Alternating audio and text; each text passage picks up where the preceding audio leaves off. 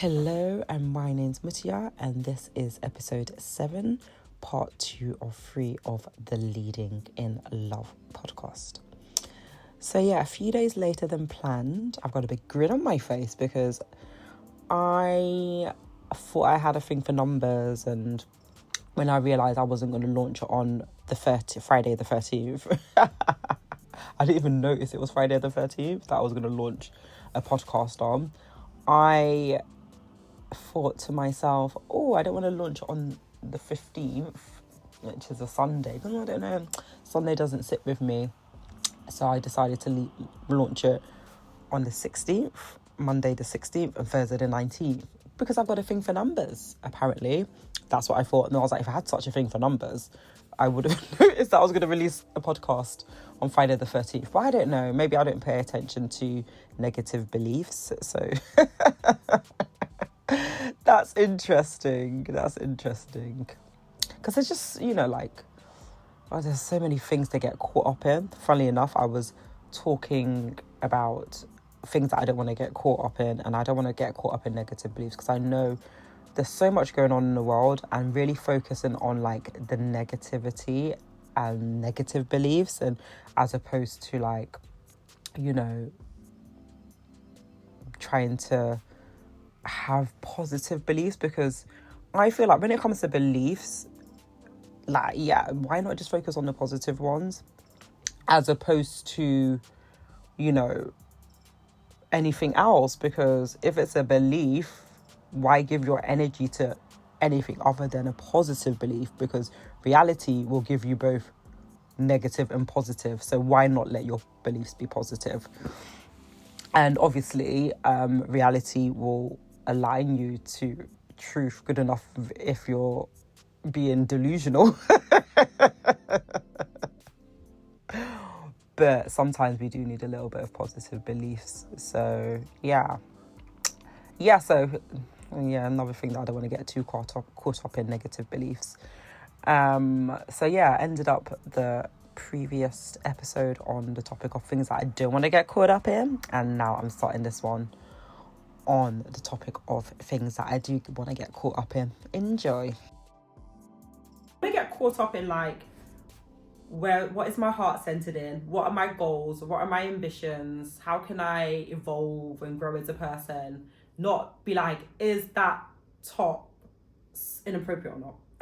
I don't want to think about it. I don't want to think about it. It's trivial, and I'm not going to have an argument. It's like this pastor recently, his wife wore a brown flesh-colored dress, and it was the talk. Oh, you shouldn't be wearing that. I'm like, there's all these, I don't know, but anyway, each to their own, different horses for different courses. And I just felt like it wasn't my horse, it wasn't my chorus, and I've got enough to think about. Maybe when I'm older, and these things, I don't know, it's so sad though, because it's at the moment you have to have, I feel like it's more down to very trivial things as to why some people might leave the church, but all this at the same time that they think these things, I understand why these things are important to some people, but it's kind of sad, because I feel like when it comes to it, sometimes it's really trivial things as to why people feel no, but they really hold them as such importance.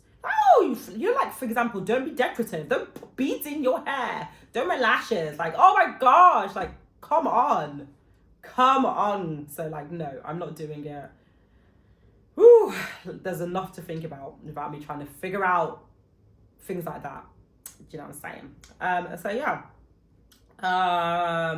So like I was saying, I went to church for a while, then I was like, no, I would really listen to people's and their perspectives, and they would just be like, okay, now you have to understand that I'm right and you're wrong, and no, we have different perspective. I respect and understand yours. In some circumstances, your perspective is very true, and in some circumstances, mine is true.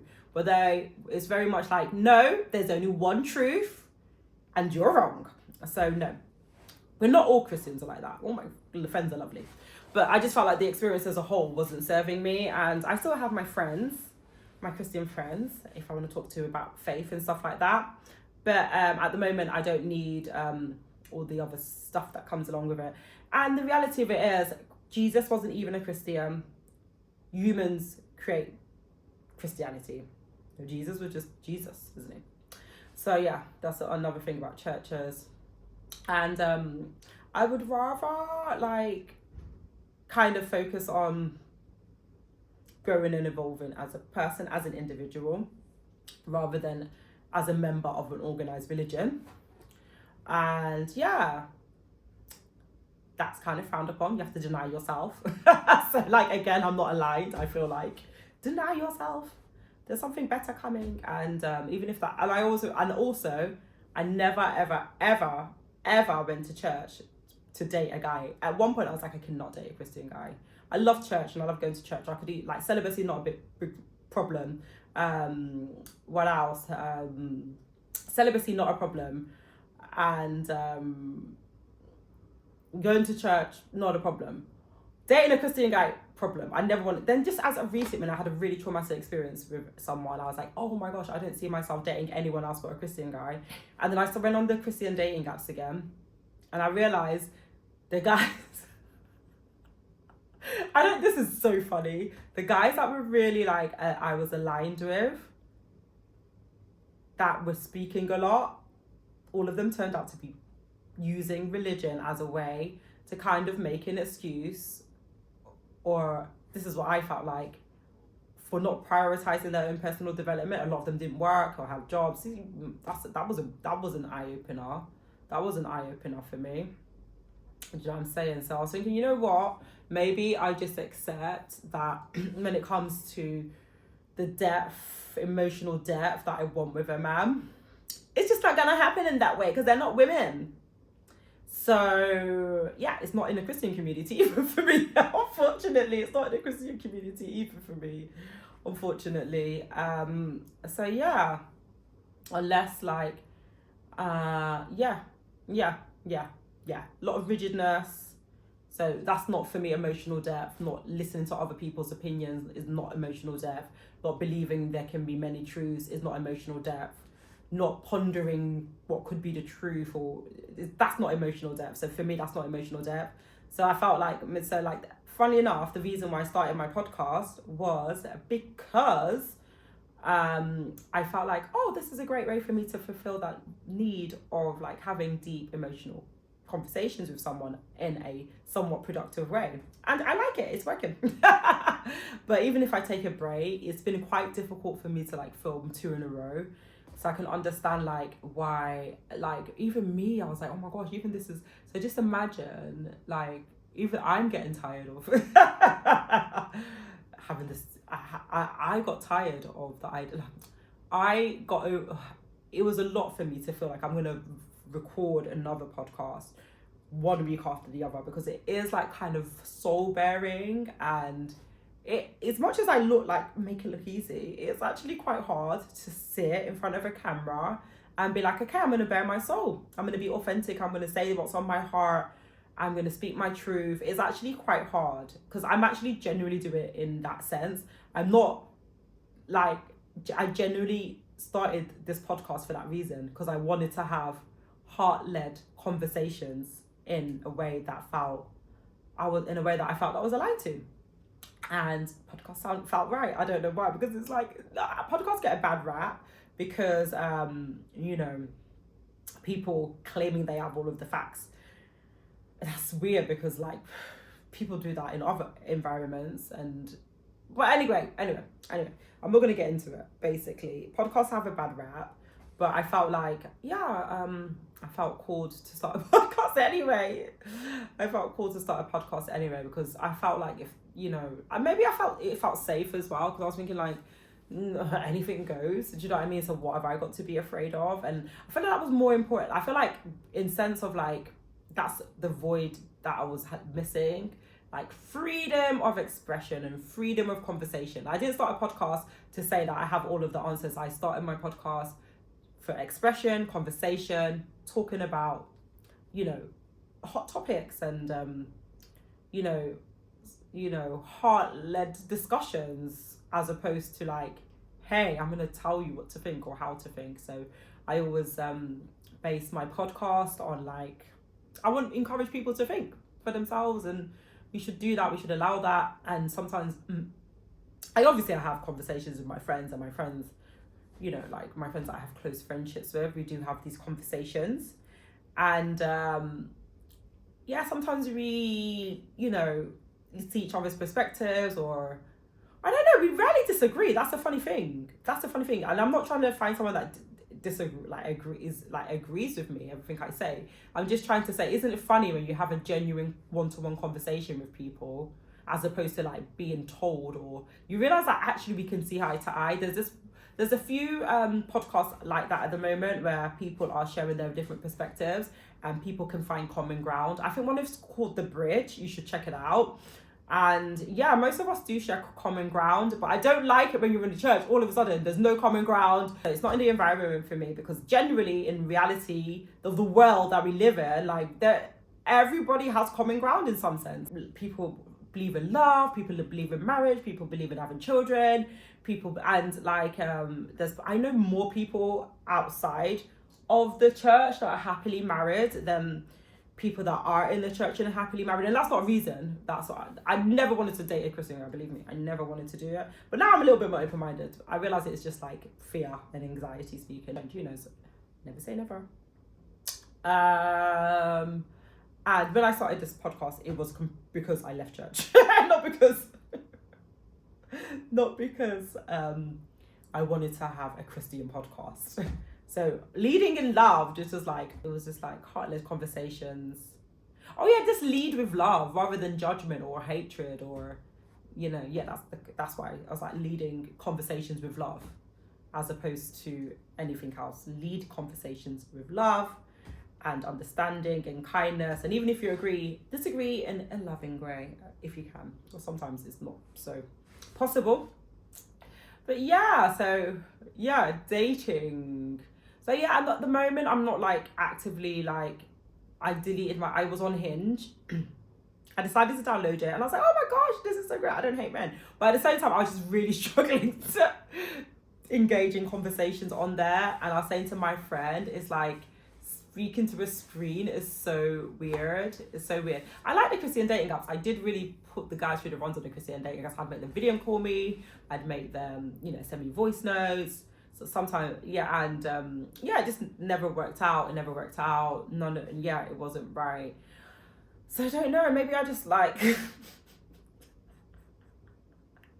I'm laughing because I actually don't find it so horrifying. Maybe, you know what? People say all kinds of things to you, like, oh, maybe you've aged out of all the good matches. It's okay. Because I'm actually happier than I've ever been, because I'm making a lot of progress in other areas of my life. And I feel like because I've had enough relationships that made me realize that hey, being in a relationship ain't all that. It's all that if it's with the right person, but it's not it's just different. I understand why some people don't want to be in a relationship, because there is so much perks to being single.